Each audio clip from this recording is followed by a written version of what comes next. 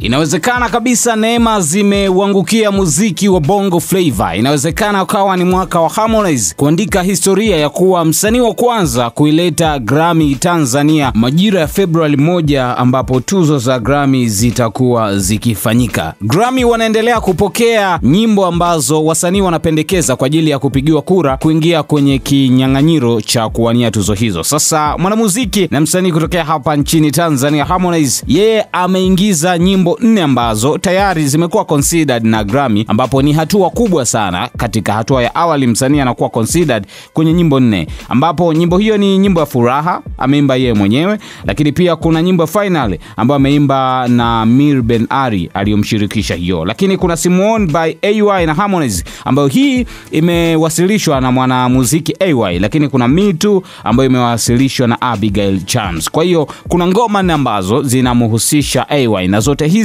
zimewasilishwa kwenye kipengele cha Best African Music Performance.